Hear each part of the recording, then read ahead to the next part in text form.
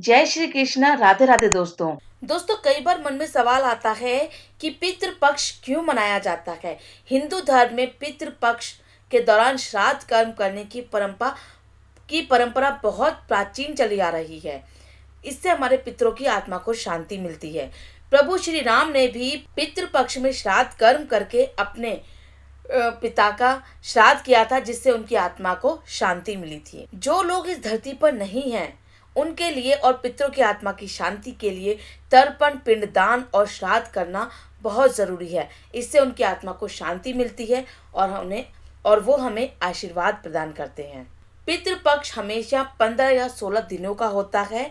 इस साल पितृपक्ष 29 सितंबर को शुरू हो रहा है और 14 अक्टूबर को पितृपक्ष खत्म होगा।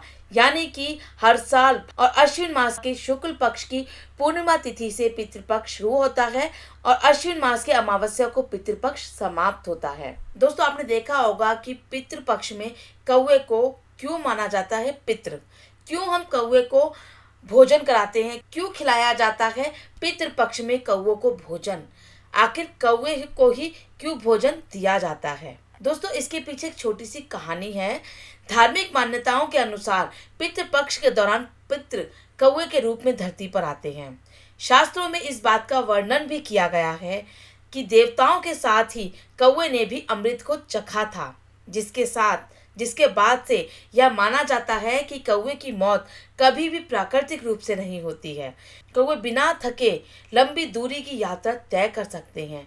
ऐसे में किसी भी तरह की आत्मा कौवे के शरीर में वास कर सकती है और एक स्थान से दूसरे स्थान पर जा सकती है। इसी कारण के चलते पितृपक्ष में कौवे को भोजन कराया जाता है। अब कहते हैं कि जब किसी व्यक्ति की मृत्यु होती है तो उसका जन्म कौवा योनि में होता है। इस कारण कौवे के जरिए पितरों को भोजन कराया जाता है।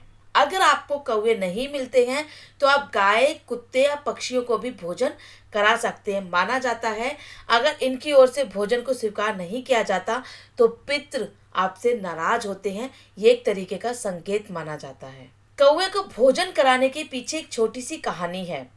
इंद्रदेव के बेटे जयंत ने कौवे का रूप धारण किया था। उस कौवे ने एक दिन सीता माता के पैर में चोंच मार दी थी। इस पूरी घटना को भगवान श्री राम देख रहे थे। उन्होंने एक तिनका चलाया तो वह कौवे की आंख में जा लगा।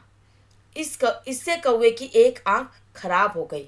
उस कौवे ने श्री राम से अपनी गलती के लिए क्षमा मांगी, माफी मांगी और कौवे की माफी से भगवान राम जी प्रसन्न हुए और उन्होंने उसे आशीर्वाद दिया कि पितृपक्ष में कौवे को दिया गया भोजन पितृलोक में निवास करने वाले पितृदेवों को प्राप्त होगा। इसीलिए पितृपक्ष में कौवे को भोजन कराने का महत्व बताया गया है। दोस्तों, आप इस बात से कितना सहमत हैं, कमेंट करके हमें जरूर बताइए।